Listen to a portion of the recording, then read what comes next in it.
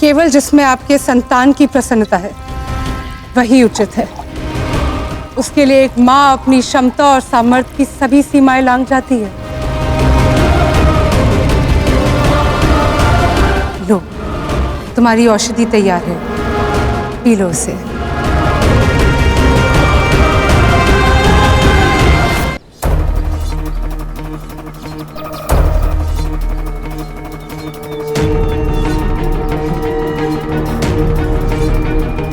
पुरु को ये पता नहीं चलना चाहिए कि ये रॉक्सीन है, अन्यथा ये इसे अवश्य ही बचा लेगा। मुझे कुछ करना होगा।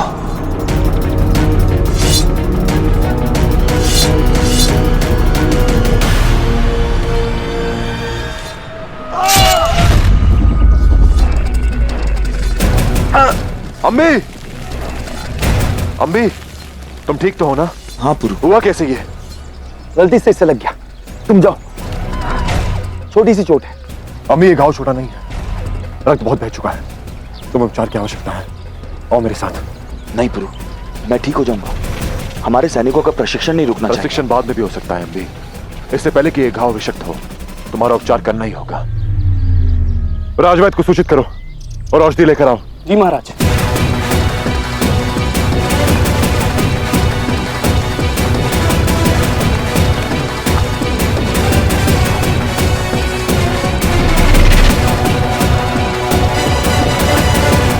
ये तो साधारण सी दासी है, ले जाओ इसे।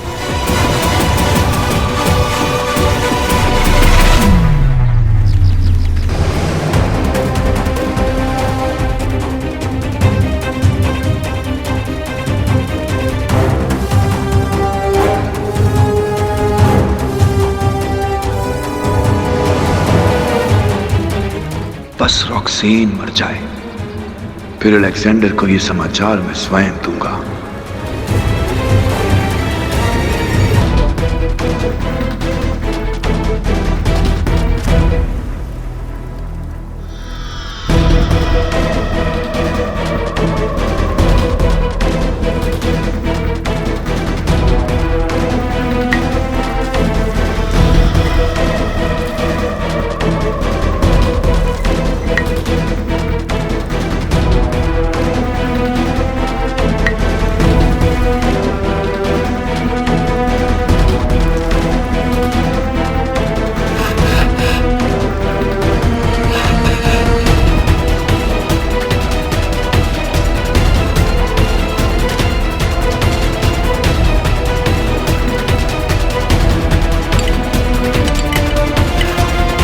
महारानी,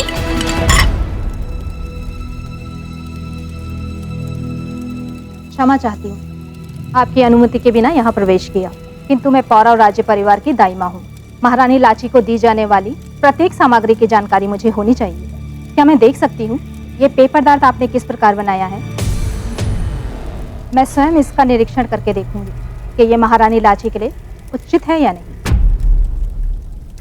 किसी निरीक्षण की कोई आवश्यकता नहीं है। ये औषधि मैंने स्वयं तैयार की है और मैं ही महारानी लाची को इसे दूंगी। क्षमा करें महारानी, किंतु नियमानुसार राज परिवार के किसी भी सदस्य का भोजन दिए जाने से पूर्व सर्वप्रथम निरीक्षण किया जाता है, और फिर इस समय जब महारानी लाची गर्भ से है तो मेरा उत्तरदायित्व और भी बढ़ जाता है। स्वयं महाराज पुरुषोत्तम ने मुझे इसका निर्देश दिया है कि इस नियम का पालन हर हाल में किया जाए। कदाचित तुम भूल रही हो कि इस समय तुम तक्षशिला की महारानी ही नहीं, महाराज पुरुषोत्तम की मामी श्री के समक्ष खड़ी हो। मुझ पे संदेह करने का दुस्साहस कर रही हो। मेरी विनम्रता को मेरी दुर्बलता समझा तो मेरा बल देखोगी।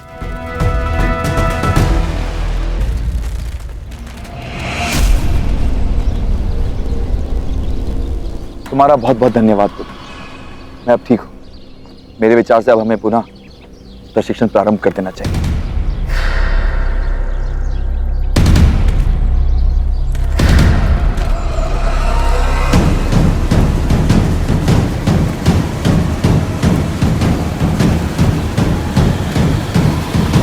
रुको,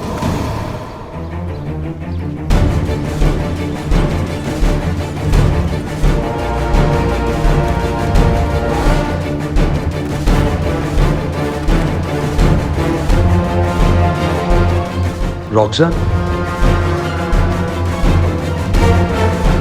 उठो, शीघ्र आओ। आओ अम्बी।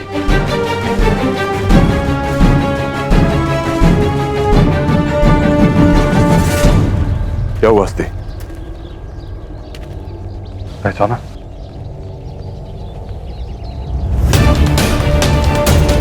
ये तो अलेक्जेंडर की पत्नी रॉक्सन है। किंतु इसे हुआ क्या है और ये यहाँ कैसे है?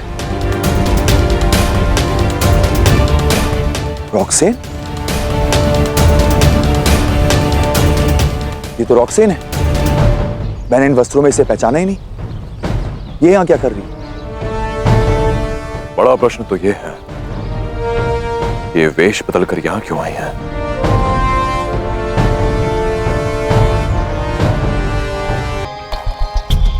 अभी तो तुम इस संसार में आए भी नहीं और देखो तुमने मेरा पूरा संसार ही बदल दिया। मेरे विचारों, मेरा जीवन, मेरा देह तुम्हारे होने की अनुभूति से एक स्त्री के रूप में पूर्णता का आभास दे रहा है। एक ऐसी सुखद अनुभूति जिसके बराबर और कुछ भी नहीं।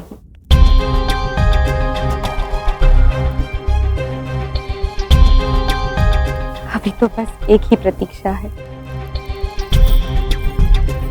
कि कब इन हाथों से मैं तुम्हें गोद में उठाऊंगी।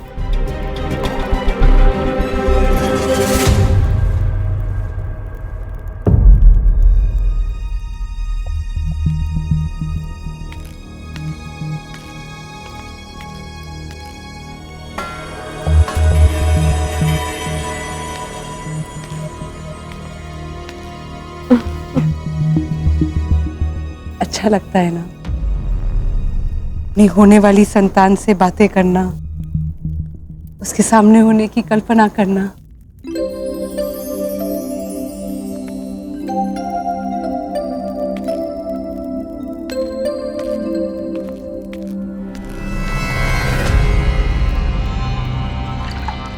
एक माँ का मन कितना विचित्र सा होता है ना मामेश्वर। संसार को लगता है कि एक माँ एक शिशु को जन्म देती, किंतु वास्तव में एक शिशु के जन्म के साथ ही एक माँ भी जन्म होती है। उस एक पल में सारा संसार बदल जाता है। किसी की पत्नी, किसी की बहू या किसी राष्ट्र की रानी, उन सब से बढ़कर वो एक माँ बन जाती है।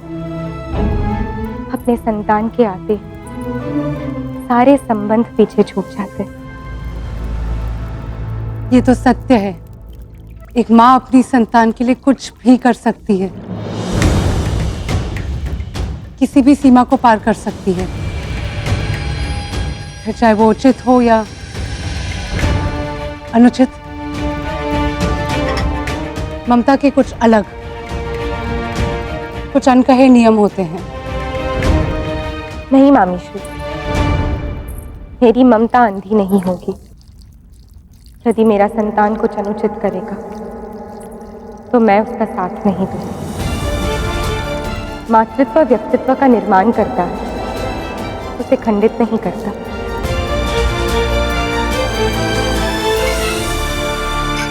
जब बात अपनी संतान की हो तो उचित अनुचित की परिभाषा बदल जाती है। केवल जिसमें आपके संतान की प्रसन्नता है वही उचित है। उसके लिए एक माँ अपनी क्षमता और सामर्थ्य की सभी सीमाएं लांघ जाती है।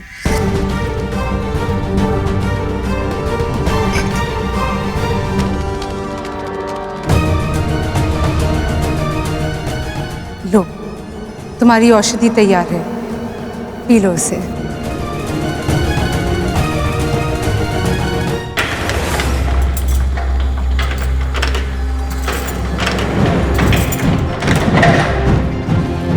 शीघ्र ही सभी वैद्य को बुलाया जाए, तुरंत।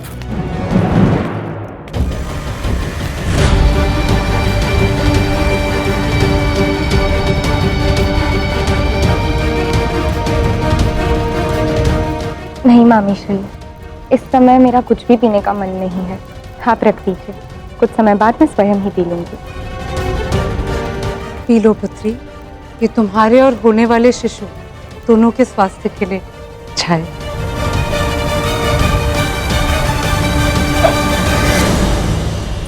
इसकी गंध कितनी बुरी है।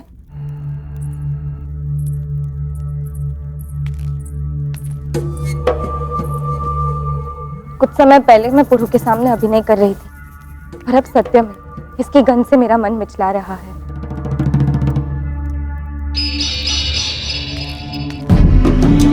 आप रख दीजिए, मैं कुछ समय बाद स्वयं ही पी लूं।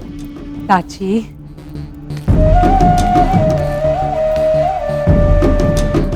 माँ बनने जा रही हो और बालकों जैसा हट कर रही हो। चलो बिना हट किए जल्दी से इसे पी लो। लाची, ये तुम्हारे और तुम्हारे होने वाले शिशु दोनों के भले के लिए है।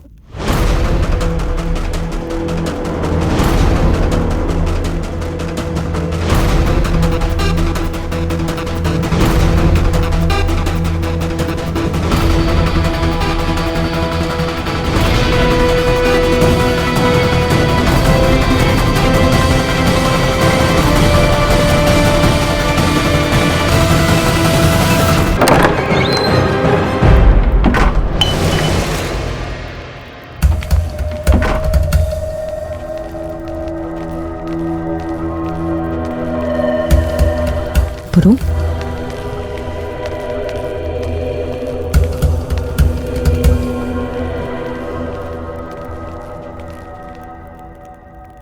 कुछ भी कीजिए बैतराज जी, आपको उनके प्राण बचाना ही होंगे।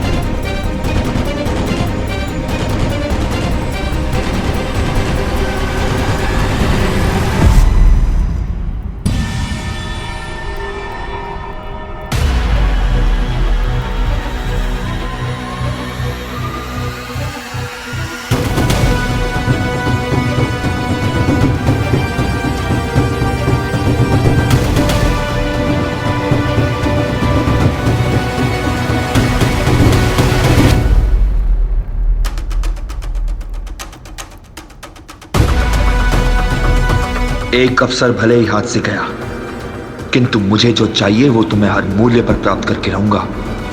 जब तक आचार्य और तुम्हारे पिता मगध से लौटेंगे, तब तक तुम्हारा खेल समाप्त होगा पुरु।